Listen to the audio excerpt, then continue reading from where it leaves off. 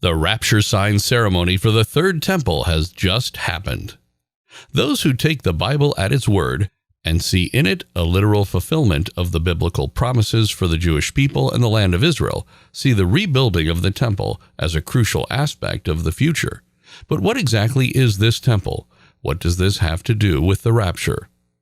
Christians have been waiting for Jesus to return and lead them to heaven for ages. There are, however, a lot of signs to get through first. The construction of a third temple is one of them. The building of the third temple. There will be a major break in God's prophetic activities at some point soon, and that break is the rapture of the church. There is still unfinished business about the predictions before the rapture can take place. Something like this is very likely to occur at any time now. Nothing other than God's infinite patience and kindness is preventing it from happening right this second. Though there is no visible evidence of the rapture, there is a very strong sign that it is imminent. That sign indicates the current state of planning for the third Jewish temple to be constructed on Jerusalem's Temple Mount. Rabbi Nachman Kahane, the most famous rabbi in Jerusalem, is 75 years old. He is sure that the third temple will be built on the Temple Mount during his lifetime, and that all the materials needed to start building are available right now. There have been only 2 Jewish temples in history. The original one, which King Solomon constructed atop the Temple Mount, lasted 390 years before being destroyed by the Babylonians in 586 BC. The second temple, constructed there after the Babylonian captivity, lasted for 585 years until it was demolished by the Romans in the year 70 AD. God's prophetic word predicts that there will still be an active Jewish temple under the reign of the Antichrist. To this day, the rebuilding effort is led by those who were trained by Rabbi Kahane, whose pupils established the Temple Institute in the Jewish sector of Jerusalem's Old City in 1987. The Institute has amassed all the tools necessary to build a temple, including the table of showbread, the altar of incense, and the golden menorah, which has educated men to serve in it. Currently, on display in Jerusalem's Western Wall Plaza, the menorah is said to be covered in 95 pounds of pure gold and valued at $2 million. After the destruction of the Second Temple, many believe the original menorah, a 7-branched candelabra, was taken to Rome. This theory is supported by a carving of a menorah that appears on the Arch of Titus in Rome. Perhaps the original menorah is still housed in Rome. It has been painstakingly recreated by the Temple Institute. Additionally, the Temple Institute is confident that it has located the Ark of the Covenant, which was last seen in Solomon's temple. The site has been visited by 2 rabbis and a Jewish activist who are all working toward the construction of the third temple. Some other arrangements are also being made for the temple. The Sanhedrin has done what it needs to do to get things ready for the temple services to resume. They have been working on several different things, one of which is planting the forest described in the Bible to be used for farming purposes in the third temple. According to Sanhedrin spokesperson Rabbi Hillel Weiss, the temple was a conduit between humanity and God. In preparation for the construction of the third temple, Rabbi Yehuda Glick, head of the Temple Mount Heritage Foundation, conducts tours of the Temple Mount for Jewish visitors. 10 paratroopers from the Israeli Defense Force, or IDF, were recently led by him on an educational tour of the Temple Mount. It was the first time uniformed IDF personnel had set foot there in 10 years.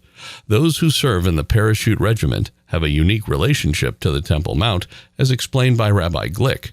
During the 1967 Six-Day War, which eventually led to Jerusalem's unity, they captured that hill for Israel. Gershon Salomon's Temple Mount believers are prepared to start building by having a cornerstone already in place. Legend has it that it was blessed by dipping into the biblical pool of Siloam and then being encrusted with diamonds.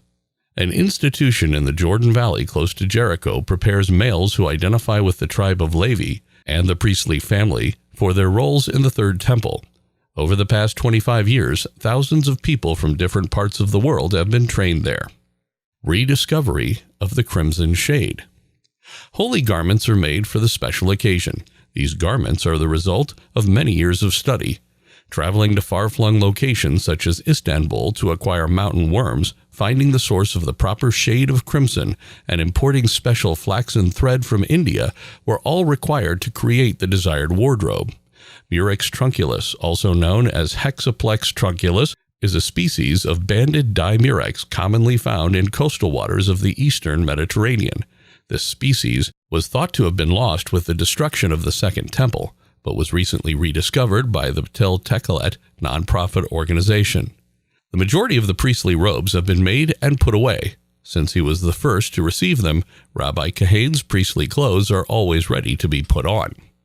In addition, the artisans of the house of Harari have nearly finished making the 4,000 harps required for the Levites to play the music in the temple, as commanded by King David in 1 Chronicle 23:5. According to Rabbi Yoel Karen, the Jewish people will build a more modest temple first, as they did 2 millennia ago when they erected the Second Temple, and then they will follow the instructions in Ezekiel 40-46 to build the Third Temple. Evidence of the Third Temple in the books. The Jewish temple must still be standing when the Antichrist dominates the globe, according to the prophetic word of God. The Jewish people who will remain true to God and refuse to worship the Antichrist will be expelled from the Temple Mount again when he desecrates it. Dan 9:27. In his Olivet Discourse, Jesus confirmed what Daniel had said would happen. The abomination of desolation, he declared, had not yet occurred.